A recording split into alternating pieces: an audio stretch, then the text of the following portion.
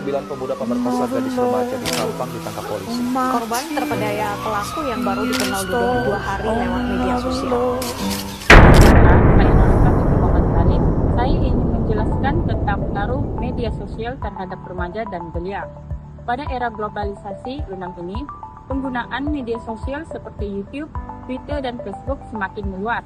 Dalam kalangan golongan muda di Malaysia, jumlah penggunaan media sosial turut meningkat setiap tahun seiring dengan perkembangan teknologi dalam pelbagai aplikasi yang tersedia.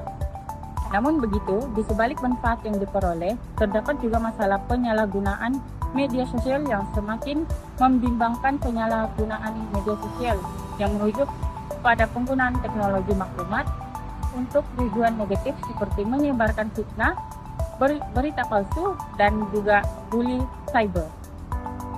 Perbuatan ini bukan sahaja boleh menjejaskan diri sendiri, malah memberi kesan buruk kepada masyarakat serta mencemarkan image negara.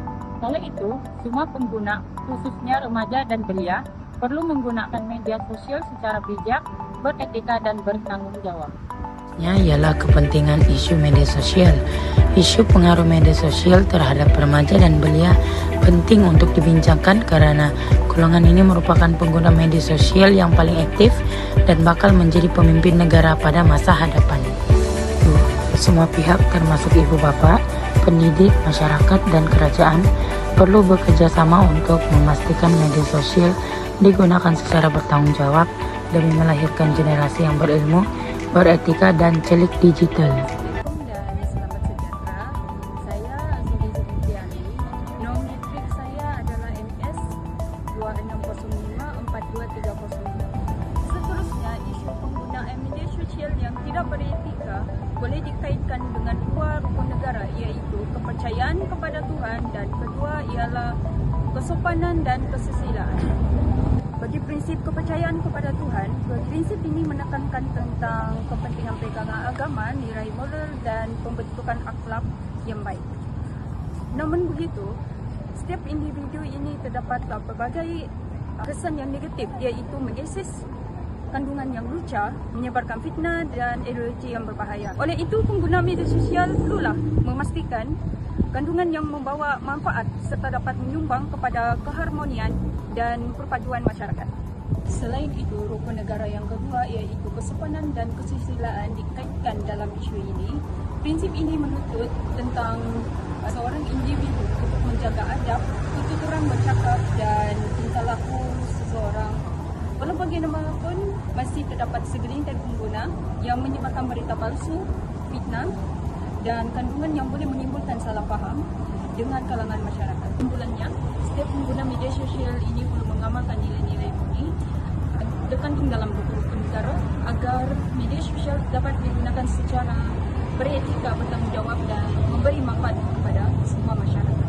Terusnya, saya akan menerangkan hubungan isu penyalahgunaan media sosial dengan falsafah pendidikan kebangsaan, yaitu FPK. FPK menekankan pembangunan insan secara menyeluruh dan seimbang dari segi intelek, rohani, jasmani, dan emosi. Namun, penyalahgunaan media sosial telah memberi kesan negatif terhadap keempat-empat elemen ini. Pertama, dari aspek intelek, penyalahgunaan media sosial menunjukkan kurangnya pemikiran kritis dan kebijaksanaan dalam menilai maklumat yang diterima.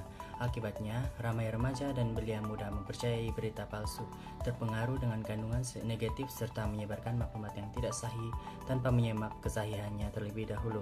Kedua, dari aspek rohani, penggunaan media sosial secara tidak beretika boleh menyebabkan pengabaian nilai-nilai murni dan ajaran agama.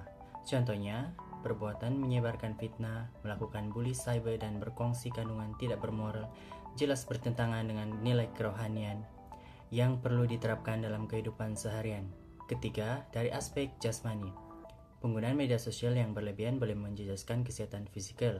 Antara kesannya ialah gangguan tidur, keletihan mata, sakit belakang badan, serta kurang melakukan aktiviti fisikal yang sehat. Keadaan ini boleh menjejaskan kecerdasan dan kesehatan remaja dalam jangka panjang. Akhir sekali, dari aspek emosi, ketagihan media sosial boleh mengganggu kestabilan emosi seseorang. Remaja yang terlalu bergantung kepada penerimaan dan pengiktirafan di alam maya berisiko mengalami tekanan, kebimbangan, kemurungan, dan kehilangan keyakinan diri. Kesimpulannya, penyalahgunaan media sosial bukan saja memberi kesan kepada individu, malah boleh menjejaskan martabat falsafah pendidikan kebangsaan untuk melahirkan insan yang seimbang dari segi intelek, rohani, jasmani, dan emosi. Oleh itu, penggunaan media sosial secara berhema amat penting bagi memastikan pembangunan diri yang berholistik dan berkualiti. Sekian dan terima kasih. Beberapa punca utama daripada isu ini antaranya ialah kurangnya pengetahuan dalam penggunaan teknologi yang selamat.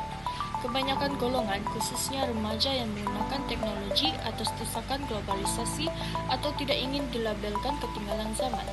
Situasi ini seterusnya meningkatkan risiko yang akan menyebabkan sebahagian remaja boleh memberikan kesan negatif seperti berita palsu, kandungan yang tidak beretika, serta memudaratkan diri. Selain itu, kekurangan pengawasan daripada ibu bapa juga merupakan salah satu asbab berlakunya isu ini. Apabila ibu bapa kurang pengawasan yang teliti terhadap anak mereka, maka anak-anak menyelewengkan penggunaan media sosial daripada tujuan asalnya seperti melayari laman seseorang lucah, melakukan beli cyber, dan mendedahkan maklumat pribadi secara berlebihan. Di samping itu, ketagihan yang melampau kepada penggunaan media sosial dalam kalangan remaja dan belia boleh mengundang personaliti seseorang itu berubah dan cenderung ke arah yang teruk. Seseorang itu menghadapi kemurungan, malah ada yang mengalami masalah tekanan jiwa atau mental akibat menghabiskan masa hanya kerana bersosial di media sosial dan terpengaruh dengan rakan maya yang dikenali semasa bermain permainan dalam talian. Assalamualaikum dan salam sejahtera.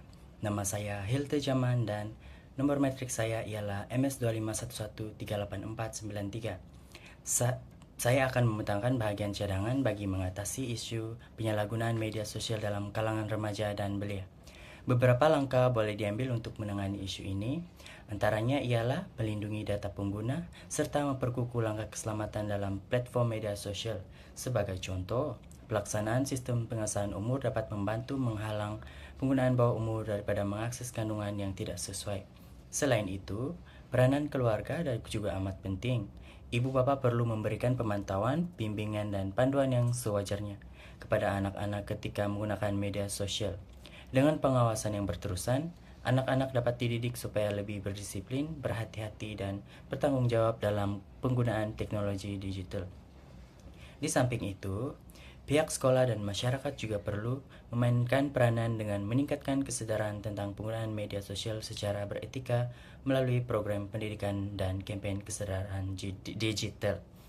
Kesimpulannya, kerjasama antara pengguna, keluarga, institusi pendidikan, dan pihak berkuasa amat penting bagi memastikan media sosial digunakan secara positif dan selamat demi kesejahteraan remaja dan